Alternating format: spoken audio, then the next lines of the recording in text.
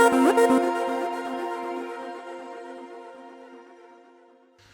and welcome to the Geek Legion of Doom, and I'll be having a look at the movie Boo.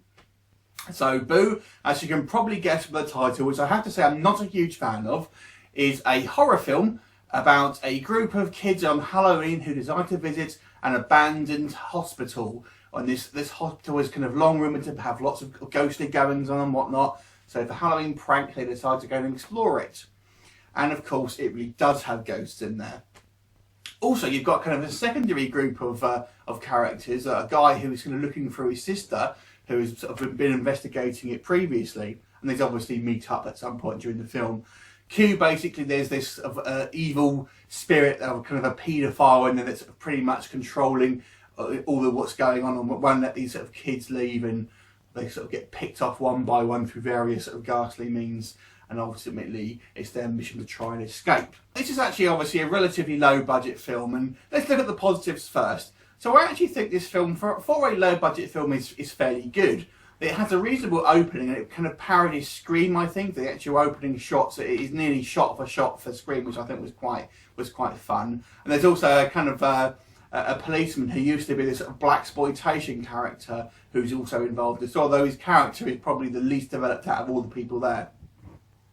So I actually say it's relative, for the budget, it's relatively well shot, and there are some genuinely creepy moments in it.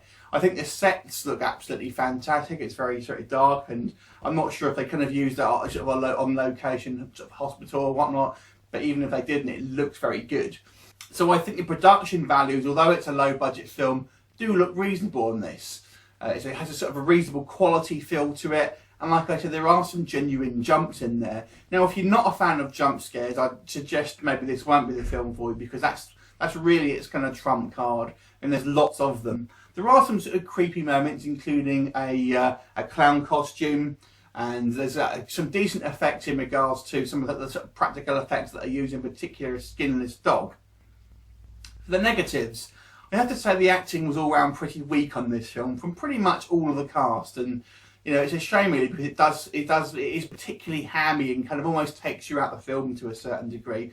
I also have to say this film was a very bad example of where we see these characters make illogical decisions and like not believing things that are obviously happening right in front of them until way later in the film. And there's lots of examples of this going on. For example, the guy who's looking for his sister sees a skinless dog coming back to life, but he still, you know, doesn't think anything's really that odd going on. So I have to say, it certainly wasn't a bad film, and there are significantly worse films of this sort of budget that are available. And I have to say, for its budget, I have to say this one's kind of middle of the road. So I'm going to give this one a 5 out of 10. Certainly not a bad effort, but probably not one you're going to remember past of watching it. So have you seen it? Let me know what you thought of it. Leave me a comment, and I look forward to seeing you soon. Bye for now.